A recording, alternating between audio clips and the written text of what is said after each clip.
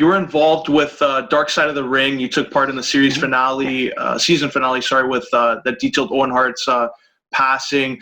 Like, how did that whole process come about? Because we see throughout the season they had some guys come in and they were regulars like Jericho and Jim Ross. So how did they approach you, and did you have second thoughts a little bit about that because of how close you were to the situation?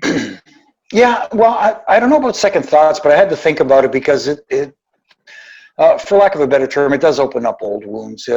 Being, like you said, being so close to the situation. And I was contacted by Evan and Jason and asked if I would be willing to chat. And they were very respectful. They were very cool. They're very good guys. They are good guys, and they mean well. So after a little bit of back and forth, I felt comfortable talking about it with those guys because I knew they would, for lack of a better term, they weren't looking for clickbait or anything like that. They just wanted to tell the story. Yeah. So in that sense, I felt comfortable. It was a little uncomfortable, going back and you start remembering things that you had forgotten or at least locked away, if you know what I mean.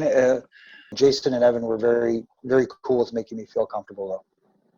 As a series as a whole, like, what do you think it has done to pro wrestling? Like, do you think it's changed the perception at all from a casual viewer? Because some of the stories they went after there, like Dr. D, what he did to the reporter, like the Brawl for All, what it did to some of those guys like Bart Gunn. Right. What do you think it does for the industry in terms of casual viewers? That's interesting. I wish I could speak for them. I wish I knew how they felt about it. I know on one hand you could say that it kind of probably will chase the casual viewers away and say, hey, you know what? I knew there was, like any other business, there's a side that's kind of not so good to pro wrestling, and this just confirms it for me.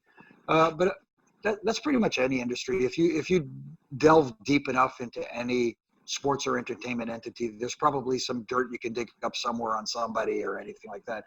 I thought they did their best to make it as factual as possible in most cases, and they did a good job. What I'd like to see going forward is maybe they could start a different, trying to look at a glass half full here. Maybe they could start doing a series called The Lighter Side of the Ring, where we start seeing some feel-good stories come out of pro wrestling and shine a positive light as opposed. I know we live in a society today where everybody wants to get the dirt.